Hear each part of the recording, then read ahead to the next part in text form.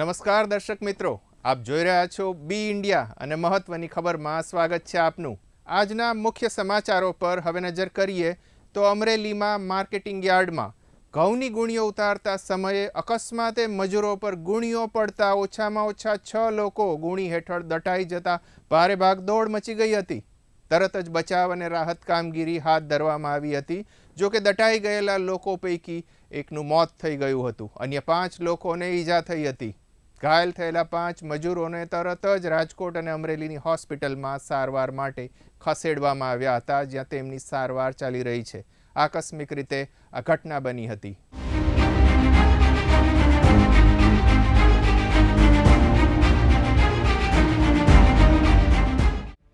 Amreli marketing યાર્ડમાં ગુણી ઉતારતી વેળા ઘટના બની હતી। માર્કેટિંગ યાર્ડમાં પ્રથમ વખત આ પ્રકારની ઘટના બની છે। અમરેલી સાવરકુંડલા રોડ ઉપર નવા માર્કેટિંગ યાર્ડમાં વેપારીના ગોડાઉનમાં મોટી સંખ્યામાં ઘઉંની ગુણી પડી હતી। એ સમયે અન્ય ટ્રક બહાર લોડ રાખી ઘઉંની ગુણીઓ ઉતારવામાં આવી રહી હતી ને 6 મજૂરો ગુણી ઉતારવાની કામગીરીમાં લાગેલા હતા। એ દરમિયાન જ આકસ્મિક રીતે મોટી સંખ્યામાં થપ્પી કરેલી ગુણીઓ મજૂરો ઉપર આવી પડતા અફરાતફરી વચ્ચે 6 મજૂરો દટાઈ ગયા અને ભારે બૂમાબૂમ મચી ગઈ હતી। ગોડાઉન માલિક સહિત લોકો દોડ્યા હતા અને જેમાં એક મજૂરનું મોત નીપજ્યું છે અને 5 મજૂરોને ઈજા થઈ હતી। ઈજા થયા બાદ આ લોકોને સારવાર માટે તાત્કાલિક અમરેલીની હોસ્પિટલમાં ખસેડવામાં આવ્યા હતા। ત્યારબાદ 2 મજૂરોને વધુ સારવાર માટે રાજકોટ રિફર કરવામાં આવ્યા હતા, જ્યાં તેમની સારવાર ચાલી રહી છે। માર્કેટિંગ યાર્ડના સત્તાધીશો, ગોડાઉન માલિક, વેપારીઓ પણ હોસ્પિટલમાં પહોંચ્યા હતા અને એક મજૂરનું મોત થતા યાર્ડમાં શોકનો માહોલ છવાયો છે। અમારી ત્યાં ઘઉંની ગાડી ભરાતી હોય, ઉતરતી હોય, જ્યારે મજૂરોની જરૂર પડતી હોય તો અમે બહારથી મજૂર બોલાવી અને કામ કરતા હોય છે। તો આજે ગાડીના લોડિંગ વખતે એક દુઃખદ ઘટના બની। સવારમાં ગાડી ભરતી વખતે ઘઉંના કટા મજૂરો માટે પડ્યા, જે અંદાજે 4-5 મજૂર કામ કરતા હતા, એની માટે કટા પડવાથી એને ઈજા થઈ છે અને સિવિલમાં ઇમરજન્સીમાં અમે એને દાખલ કર્યા છે। અમે અત્યારે અમારા સ્વખર્ચે બધાને લઈ આવ્યા છીએ, જેમ બને એમ ઝડપથી લઈ આવ્યા છીએ અને આગળ પણ એને મેડિકલની અંદર જે કાંઈ જરૂરિયાત પડશે એમાં અમે એને સહભાગી બનીશું। એ અમે અમારા ભાગીદારો ડિસ્કસ કરી અને જે પણ જરૂરિયાત હશે જે પ્રમાણે એનું કહેવાનું થાય છે એ પ્રમાણે અમે બંધાયેલા છીએ। અમરેલી તાલુકા પોલીસ સ્ટેશન વિસ્તારમાં આવેલ ન્યૂ એપીએમસી માર્કેટ યાર્ડ કે જે સાવરકુંડલા રોડ પર આવેલ છે, આ એપીએમસી માર્કેટ યાર્ડના ગોડાઉનમાં ગિરીશભાઈ ગઢિયાર કે જે અક્ષય પેઢી ગોડાઉન ધરાવે છે, તેમના ગોડાઉનમાં રાખેલ ઘઉંની બોરીઓ ખોલીને મિક્સ કરવાનો મજૂરો કામ કરતા હતા, ત્યારે ઘઉંની બોરીઓના ઢગલામાંથી મજૂર ઉપર ઘઉંની બોરીઓ પડતા 6 મજૂરો નીચે દટાયેલ, જેમાંથી એક મજૂર વિપુલભાઈ દિનેશભાઈ કણક નવા ખીજડેના કે જે મરણ પામેલ છે તથા અન્ય બીજા 5 મજૂરો હાલ સારવાર હેઠળ છે। 2 જયંતિભાઈ અને વિપુલભાઈને રાજકોટ રિફર કરેલા છે, અન્ય 3ની સારવાર અમરેલી ખાતે ચાલે છે। હાલમાં અમરેલી તાલુકા પોલીસ સ્ટેશન ખાતે અકસ્માત ગુનો દાખલ કરવામાં આવેલ છે, આગળ તપાસ કાર્યવાહી ચાલુ છે। સમગ્ર ઘટના અંગે અમરેલીના નવા માર્કેટિંગ યાર્ડના સેક્રેટરી તુષાર હાપણિયાનો સંપર્ક કરવામાં આવતા તેમણે કહ્યું હતું કે ગોડાઉનમાં ઘઉંની મોટી થપ્પી કરવામાં આવી હતી, જે ઉતારતા સમયે બનાવ બન્યો છે અને યાર્ડનું ગોડાઉન નથી। માર્કેટિંગ યાર્ડમાં વેપારીના ગોડાઉનની આ ઘટનામાં નવા ખીજડીયા ગામના મજૂર વિપુલભાઈ દિનેશભાઈ કનકનું મોત થયું હતું અને વિપુલભાઈની વય 30 વર્ષની હોવાની માહિતી મળી છે અને સમગ્ર મામલે પોલીસે પણ તપાસ હાથ ધરી છે।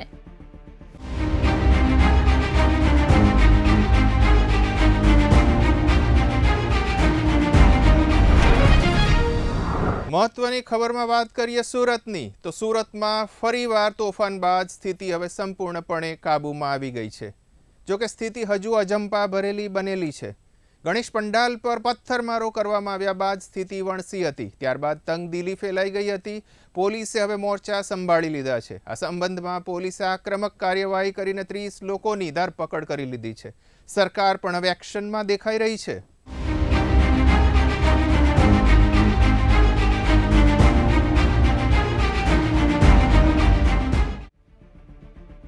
સુરતમાં મોડી રાત્રે થયેલા તોફાન બાદ હાલમાં સ્થિતિ અંકુશમાં આવી ગઈ છે। ને 3 સગીરોએ ગણેશ પંડાલ પર પથ્થરમારો કર્યા બાદ હાલત ખરાબ થયેલી છે. મળતી જાણકારી અનુસાર રવિવારે મોડી સાંજે સુરતમાં સૈયદપુરા વિસ્તારના ગણેશ પંડાલ પર થયેલા પથ્થરમારા બાદ સ્થિતિ વણસી હતી. રાતભર પોલીસે કરેલા પ્રયાસથી સુરતના તમામ વિસ્તારોમાં શાંતિ છે ને 3 સગીરોએ ગણેશ પંડાલ પર પથ્થરમારો કર્યાનો આરોપ લાગ્યો હતો. પથ્થરમારા બાદ ગુસ્સે થયેલા લોકોએ સૈયદપુરા પોલીસ સ્ટેશનનો ઘેરાવ કર્યો હતો. સતત 1 કલાક સુધી ગણેશ ભક્તોએ આક્રોશ વ્યક્ત કર્યો હતો ને સુરત પોલીસે 5 પથ્થરબાજો સહિત 30 અસામાજિક તત્વોની ધરપકડ કરી હતી ને કેટલાક લોકોએ વાહનોમાં તોડફોડ કરી આગજનીનો પણ પ્રયાસ કર્યો હતો. એવા શ્રી ગણેશજીની મૂર્તિ પર પથ્થરમારો કર્યો અને આ તમામ પથ્થરમારા કરનાર લોકોને સુરત પોલીસ દ્વારા ગણતરીની મિનિટોમાં જ પકડી લેવામાં આવ્યા છે. 5 પથ્થરમારા કરનાર લોકો અને 20 બીજા તિખલકોરોને બી પકડવામાં આવ્યા છે. ઠેસ પહોંચાડનારા એક બી વ્યક્તિને કાલે વહેલી સવારે સૂરજ ઉગે તે પહેલા તમામ લોકોને પકડીને કડકમાં કડક કાર્યવાહી કરવા માટે સુરત પોલીસને સૂચના આપવામાં આવી છે. ગમે તેટલા મજબૂત તાલા બાંધશો તો બી તાલા તોડીને એકને નિકાલીને પકડશો. તાલા મારવાથી કોઈ બચી નથી જતું. પથ્થર મારવાની હિંમત નહીં કરવી. ગમે ત્યાં છુપાયા હશે એકને શોધીને અંદર લઈ જઈશું. અત્યાર સુધી કુલ જો 27 જેટલા જો આરોપીઓને જો પથ્થરમારામાં હતા એને ડિટેન કરવામાં આવેલા છે કોમ્બિંગ ઓપરેશન દરમિયાન. અને અમુક લોકોને જગ્યા ઉપરથી પકડવામાં આવેલા હતા જ્યારે પથ્થરમારા થતા હતા જોઈએ. અને આ સિવાય જો કુલ પોલીસ તરફથી 3 ગુનાઓ જો દાખલ કરવામાં આવી રહેલ છે જોઈએ.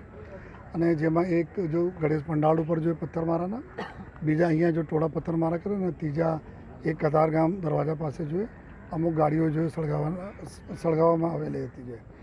તો આ 3 જો FIR દાખલ થઈને તમામ જેટલા CCTV ફૂટેજીસ છે એના આધારે અમે લોકો આરોપીને આઈડેન્ટિફાઈ કરીએ છીએ અને એના પછી ધરપકડના કામગીરી ચાલુ છે. અને અત્યારે વિસ્તારમાં પૂરી શાંતિ છે. આવતીકાલે પણ જો ચુસ્ત બંદોબસ્ત અહીંયા રહેવાના છે અને શાંતિ સમિતિના મીટિંગ બી આવતીકાલે અમે લોકો લેવાના છીએ અહીંયા જોઈએ, જેથી એરિયામાં અમુક જો લુખ્ખા તત્વોને લીધે જો સમસ્યાઓ થઈ છે જોઈએ. અને અહીંયા લગભગ જો મોટા પાયે જો લોકો છે જો શાંતિ ઈચ્છે છે. ઇવન જ્યાં આપણા ગણેશ પંડાલ હતા ત્યાં પણ જો પૂરા મુસ્લિમ વસ્તીને વચ્ચે બી આ પંડાળ છે ત્યાં લોકોને સંપીને રહે છે. પરંતુ અમુક દૂસરે વિસ્તારના લુખાઓ આવીને જોઈએ આ રીતે કાર્યવાહી કરે જોઈએ અને જે રીતે શાંતિ ડોળાય જોઈએ આ બિલકુલ અમે લોકો ચલાવીશ નહીં જોઈએ. ગુજરાતના ગૃહમંત્રી હર્ષ સંઘવીની સૂચના અને સતર્કતા સાથે પોલીસે સ્થિતિ સંભાળી હતી ને શહેરના પોલીસ કમિશનર અનુપમસિંહ ગેહલોતે પણ નિર્દેશ આપ્યા હતા. 1000 જેટલા પોલીસ કર્મચારીઓએ સૈયદપુરા સહિતના વિસ્તારોમાં રાતભર કોમ્બિંગ કર્યું હતું. પથ્થરબાજો ધરપકડથી બચવા માટે દરવાજો લોક કરીને ઘરમાં છુપાયા હતા ને પોલીસે ઘરના તાળા તોડીને તોફાનીઓને અટકાયત કરી હતી. સ્થિતિ અંકુશમાં આવ્યા બાદ રાત્રિના 2 વાગે હર્ષ સંઘવી ગણેશ પંડાલ પણ પહોંચ્યા હતા. હર્ષ સંઘવી સુરતના મેયર અને પોલીસ કમિશનરે મોડી રાત્રે આરતી કરી હતી અને આ વિસ્તારમાં કડક પોલીસ બંદોબસ્ત ગોઠવવામાં આવ્યો છે અને કોઈ પણ પ્રકારની ખોટી અફવામાં લોકો ન આવે અને વિશ્વાસ ન કરે તેવી પોલીસે અપીલ કરી છે. કોઈ પણ લોકો પાસે ઘટનાના વિડીયો હોય તો પોલીસને આપે તેવી પણ અપીલ કરાઈ છે.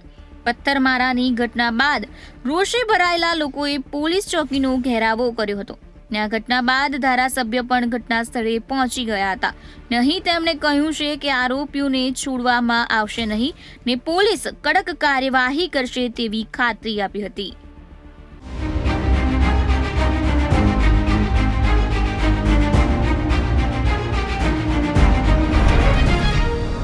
વાત કરીએ કચ્છની, તો કચ્છ જિલ્લાના લખપત તાલુકામાં ભેદી રોગચાળાએ ભારે આતંક મચાવી દીધો છે. આ ભેદી રોગચાળાના કારણે હજુ સુધી કુલ 14 લોકોના મોત થઈ ગયા છે. ગુજરાત સરકાર અને સ્થાનિક વહીવટીતંત્ર દ્વારા સાવચેતીના તમામ પગલાં લેવામાં આવી રહ્યા હોવા છતાં ભેદી રોગચાળાનો આતંક જારી છે. ફાટી નીકળેલા રોગચાળાને કાબૂમાં લેવા સતત પ્રયાસો કરવામાં આવી રહ્યા છે. ત્યારે વિપક્ષના નેતા શક્તિસિંહ ગોહિલે કહ્યું છે કે સરકાર ઉદાસીન દેખાઈ રહી છે, કોઈ ગંભીર પગલાં લેવાયા નથી.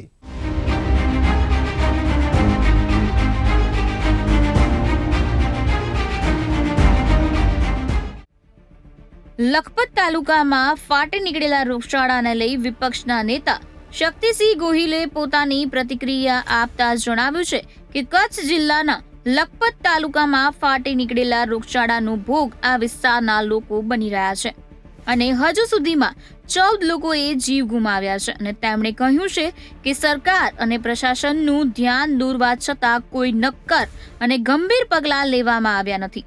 લોકોને પીવાનું શુદ્ધ પાણી મળી રહે તેને માટે કોઈ સુવિધા ઉપલબ્ધ કરવામાં આવી રહી નથી ને વારંવાર ધ્યાન દોરવા છતાં સરકારી તંત્રના પેટનું પાણી હલી રહ્યું નથી.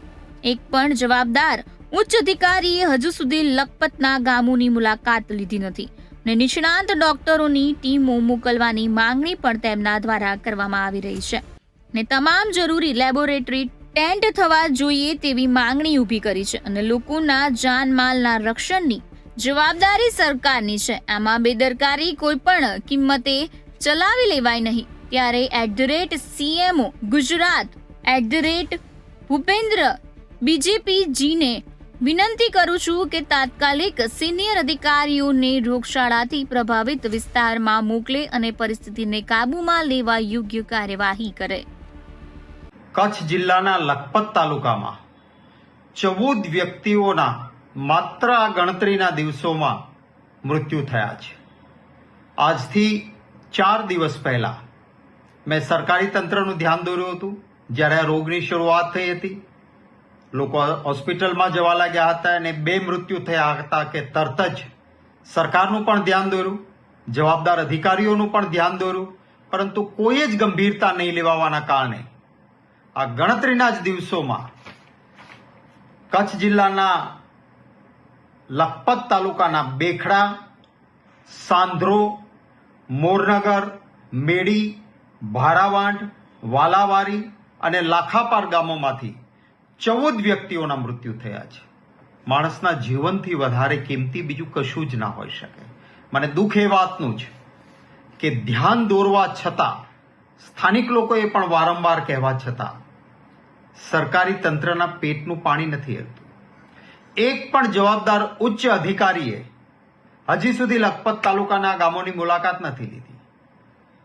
ટીમો મોકલવી જોઈએ, બહારથી નિષ્ણાત ડોક્ટરોને મોકલવા જોઈએ, લેબોરેટરી ટેસ્ટ થવા જોઈએ અને માણસના મૃત્યુને અટકાવવા જોઈએ.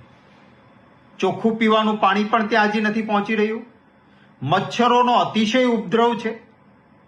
જે પાઇપલાઇનમાં પાણી આવે છે એમાં પણ ખબર નહીં કેવા પ્રકારનું મિશ્રણ કરીને આવે છે. ભાંભળું, ખારું પાણી, ડોળું પાણી પીવા માટે ત્યાંના લોકો મજબૂર થાય છે. પ્રાથમિક આરોગ્ય કેન્દ્ર છે તો ત્યાં આગળ આયુષ ડોક્ટરો છે. એલોપેથીના નિષ્ણાત ડોક્ટરોની જગ્યાઓ ત્યાં ભરવામાં નથી આવી. CHC છે તાલુકાનું, માત્ર 1 ડોક્ટર છે. ત્યારે હું ખાસ વિનંતી કરીશ કે લોકોના જાનમાલના રક્ષણની જવાબદારી એ સરકારની જવાબદારી છે. આ પ્રકારની લીફાફોફી ન ચાલે.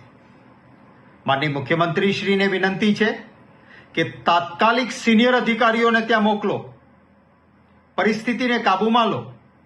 લોકોને તાવ આવે, શરદી ઉધરસ થાય અને થોડા જ કલાકોમાં તો ન્યુમોનિયા જેવી પરિસ્થિતિ થાય, શ્વાસ લેવાની તકલીફ થાય અને માણસના મલ્ટી ઓર્ગન ફેલિયર થાય છે. યુવાનોના મૃત્યુ થાય છે, નાના બાળકોના મૃત્યુ થાય છે. ત્યારે આમાં બેદરકારી ન ચાલે. હું ખાસ વિનંતી કરું છું કે લખપત તાલુકાના ગામોમાં તાત્કાલિક સિનિયર અધિકારીઓની ટીમ પહોંચે.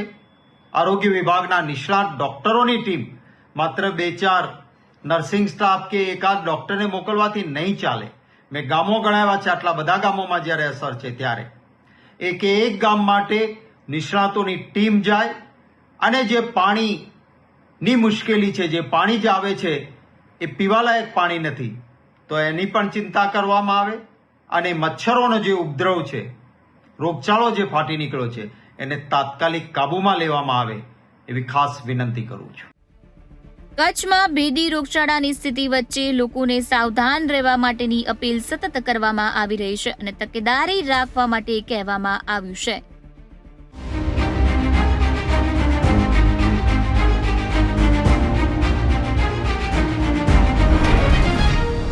અને વાત કરીએ મેળાની, તો ખંભાળિયામાં શિરેશ્વરના મેળાને લઈને લોકોમાં ભારે ઉત્સાહ જોવા મળ્યો હતો. મેળામાં તમામ પ્રકારની રાઇડ્સને મંજૂરી મળ્યા બાદ સ્થાનિક લોકોની સાથે સાથે મેળાના આયોજકોમાં પણ સંતોષની લાગણી જોવા મળી હતી. મેળાના શોખીન લોકો ભારે ખુશખુશાલ દેખાયા હતા. જનમેદની પણ ઉમટી પડી હતી.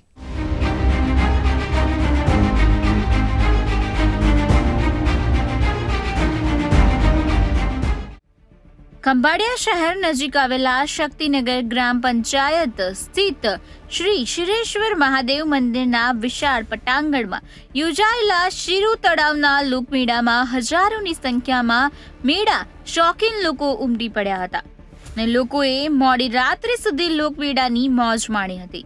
ખંભાળિયામાં રખ પાંચમના મેળા તરીકે જાણીતા શિરુ તળાવના આ લોકમેળાની શરૂઆત શુક્રવારે થઈ હતી ને લોકમેળામાં ખૂબ મોટી સંખ્યામાં જનમેદની મોજ માણવા ઉમટી પડી હતી ને ફક્ત ખંભાળિયા શહેર જ નહીં પરંતુ સમગ્ર જિલ્લા તેમજ આસપાસના વિસ્તારમાંથી સવારથી જ મેળા શોખીન લોકો મેળાની મોજ માણવા વિવિધ વાહનોમાં ઉમટી પડ્યા હતા ને સાંજથી આ મેળામાં જાણે પગ મૂકવાની પણ જગ્યા ન હોય તેવી પરિસ્થિતિ જોવા મળી હતી ને અહીં વિવિધ પ્રકારની વિવિધ રાઇડ્સ તેમજ મનોરંજનના સાધનો અને ખાણીપીણીની મોજ માણવા લોકો મોડી રાત્રિ સુધી અહીં આવ્યા હતા. ને આ વચ્ચે ઉલ્લેખનીય છે કે ખંભાળિયા પંથકમાં સાતમ, આઠમ કે અન્ય કોઈ મેળા યોજાતા નથી અને ફક્ત શક્તિનગર વિસ્તારના રખ પાંચમના શિરુ તળાવના આ લોકમેળા જ યોજાય છે, જેમાં આ 4 દિવસમાં લાખોની સંખ્યામાં લોકો હોંશભેર જોડાય છે, જેમાં દૂર દૂરથી આવતા વિવિધ ધંધાર્થીઓ તેમના નાના પરિવારને સારી એવી રોજગારી પણ મળે છે.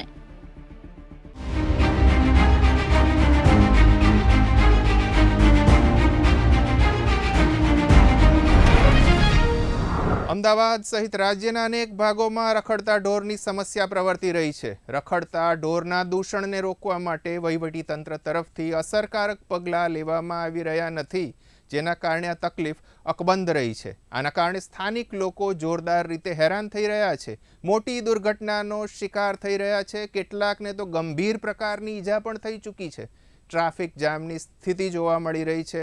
રખડતા ઢોરનો આતંક અકબંધ રહ્યો છે. હવે બોટાદ શહેરના તમામ રસ્તા પર પણ રખડતા ઢોરનો આતંક જોવા મળી રહ્યો છે.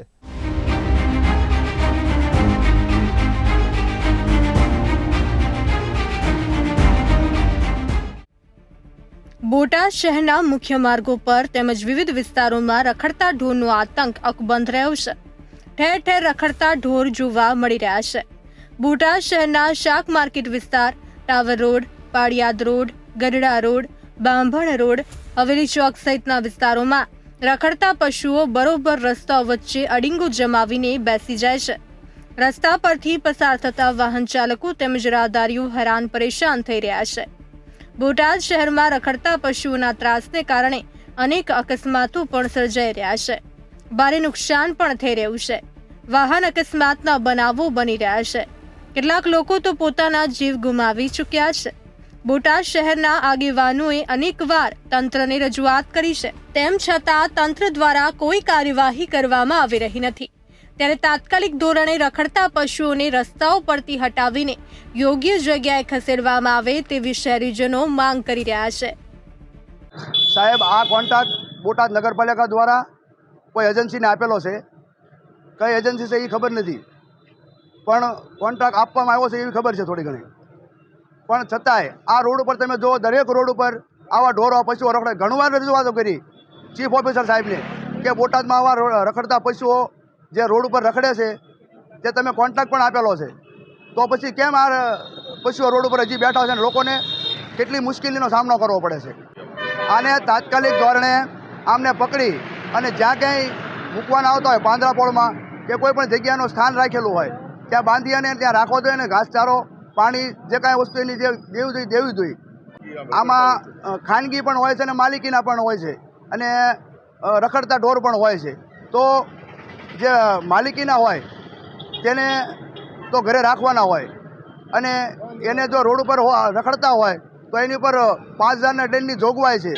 કોઈ એજન્સીને આપ્યું છે કામ ઢોરા પકડવાનું અને એક ઢોર દીઠ 5 રૂપિયા રાજ્ય સરકાર આપે છે. આ લોકો કાંઈ પકડતા નથી ને હાથ રોડ ઉપર ઢોરા રખડ કરે છે. આખું બોટાદ શહેર પાંજરા પડો એવું મને તો લાગે છે. એટલે આ જે રોડ પર જે રખડતા પશુ છે માલિકીના છે કે ખાનગી? ના માલિકીના જ હોય, ખાનગી કોઈને હોય નહીં. ટેગ માર્ક હા એટલે ખરેખર દંડની જોગવાઈ છે કે નહીં? હા છે, દંડની જોગવાઈ છે. 5,000 રૂપિયા દંડ છે એક ઢોરા દીઠ. એટલે કોઈ દંડ કર્યો કોઈ દાખલા? ના એવા દાખલા ખબર નથી આપણને. નગરપાલિકા કંઈ કરીએ કેવું છે નહીં. એ લોકો બિલ જ બનાવે છે એકલા. 50% તમારા ને 50% મારા. એટલે બોટાદમાં ક્યાં આવો ત્રાસ ક્યાં છે? બધા રોડ ઉપર, ટાવર રોડ ઉપર, સ્ટેશન રોડ ઉપર, દીનદયાળ રોડ ઉપર, ગઢડા રોડ ઉપર, પાળિયાદ રોડ ઉપર, કાળીંગપર રોડ ઉપર. એટલે આનાથી કોઈ અકસ્માત જેવું થાય છે? એવું બધું થાય છે ને બધાને વાગે છે. તો કોઈ કાંઈ બોલતું નથી. 2 દિવસ આપવામાં ફોટો આવશે, વાર્તા પૂરી. આમાં ભાઈ 15 દી ભલે હેરાન થતો. એટલે તાત્કાલિક શું થવું જોઈએ? પકડીને પૂરી દેવા જોઈએ અને 5,000નો દંડ લેવો જોઈએ. ઢોરા દીઠ 35 રૂપિયાનો એમ નહીં. અને જે પકડવાની એજન્સી લીધી છે ને ભાઈ, એ ભાઈ શું કરે છે અત્યારે, ક્યાં છે એ ભાઈને સરનામું કરું, ફોન નંબર કરો કાંઈ, આપણે એને ફોન કરીને મોબાઈલમાં મોકલી બધા ઢોરા છે તારે કેદી પકડવાના છે, અમે મરી કેદી.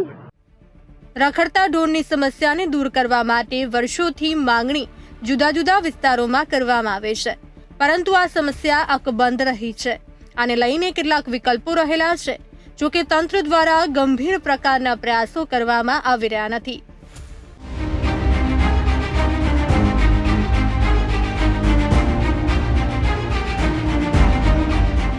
તો મહત્વની ખબરમાં હાલ બસ આટલું જ. ફરી મળીશું આ જ સમયે. ત્યાં સુધી જોતા રહો બી ઇન્ડિયા.